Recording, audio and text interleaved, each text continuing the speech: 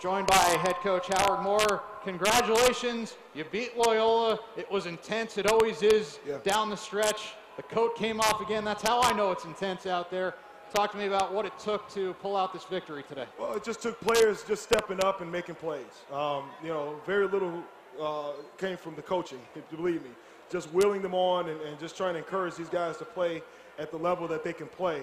And as we all know, you know, the Loyola UIC rivalry is a great rivalry. It's great for the city of Chicago. I've been on both sides. I have a lot of respect for Loyola and the people over there. But I'm really proud of my players. My guys really stepped up.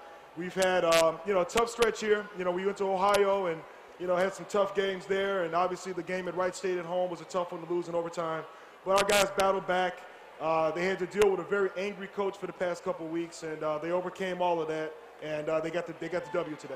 Your associate head coach, Al Biancalana, told me before the game that a key to victory this afternoon was holding the combination of Avercamp and Gibler to around 28 points or so. They had 31. Gibler had a tremendous second half, but you did a great job against Avercamp for the most part, and they were right around that number, and you came out with a win. Well, they're great Horizon League players, and they're just great players, period. And we knew that they had to, really get going for their team to be on top. They had a great combination game against Youngstown the other game when they had 49 points combined. And so we knew that they were going to be a tough tandem. We just had to make sure our defense was really locked in to taking away the post and then getting the ball inside ourselves. On the other end, we wanted to go at them. We were able to get Gibler in some foul trouble, and it, had to get him out of the game. Thank God, because he probably would have had 40 on us if he didn't have the foul trouble. Hey, Coach, talk about the play of Dorian Tyler.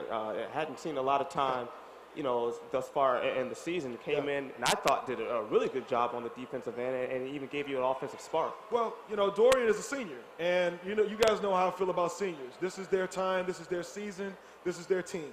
And, Dorian's been working his tail off in practice.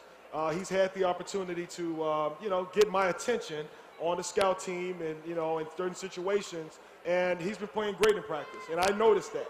And as you guys know, I reward guys through practice, and he's been having some really good practices, and it shows. There's no secret magic to this. You play like you practice, and he played today on the floor the way he's been practicing, and that's kudos to a senior ready to step up when his name is called. And finally, Coach Dan Barnes, who I saw on campus earlier this week, told me he's tired of the losing. He needed this victory today as a senior going up against Loyola, and he came through for you, 6 3-pointers and 2 huge ones in the second half that I thought really made the difference in this one. Well, they did. We were really getting stagnant offensively, and Loyola was really getting into us. They were doing a good job of taking away our actions and really being physical with us. And, hey, it's all about making shots, and Danny made some huge ones. It really got our momentum going, and you see how it fueled our defense. Our defense picked it up even more once the ball started going in the hoop, and we were able to come out with a very good win today. All right, Coach, let's keep the momentum going for Butler on Thursday at 7:30. Great crowd here today. We'd like to see them all back as well. Absolutely. I don't think we got any more Snuggies laying around, but I love to see that type of student reaction and that student crowd for the next game. All right, go Flames.